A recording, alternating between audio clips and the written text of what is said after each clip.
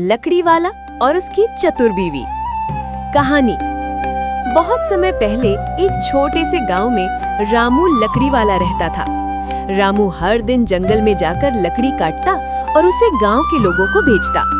उसकी बीवी सीता बहुत समझदार और चालाक थी। रामू दिन भर मेहनत करता, पर उसकी आमदनी बहुत कम थी।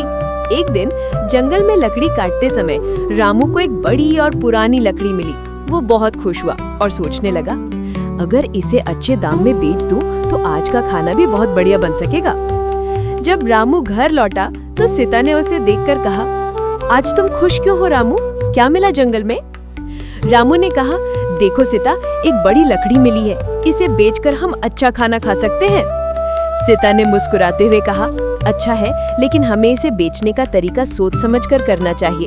अगर हम सीधा बेचेंगे तो शायद कम दाम मिलेगा। सीता ने योजना बनाई कि वो लकड़ी को छोटे छोटे हिस्सों में काटकर बेचे। रामू ने पहले थोड़ा संदेह किया, लेकिन फिर सीता की बात मान ली।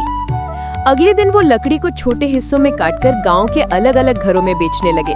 हर जगह लोग खुश होकर खरीदते और रामू सीता की मेहनत रंग लाई। लेकिन कहानी यहीं खत्म नहीं हुई। गांव में एक ठग व्यापारी आया जो हमेशा गांव वालों को सस्ते में धोखा देता। उसने रामू की लकड़ी देखने के बाद कहा, इतनी अच्छी लकड़ी, मैं इसे आधे दाम में खरीद लूंगा। रामू डर गया, लेकिन सीता ने फौरन कहा, नहीं, हमें अपनी मेहनत का सही दाम चाहिए। अगर तुम इसे आधे में खरीदोगे तो हम नहीं बेचेंगे।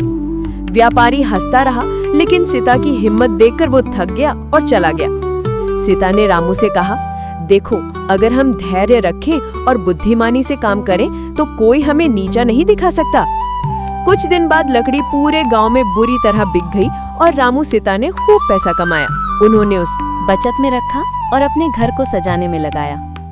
कहानी का अंत होता है जब रामू और सीता अपने घर की छत पर बैठकर कहते हैं, मेहनत और समझदारी से हर मुश्किल आसान हो सकती है।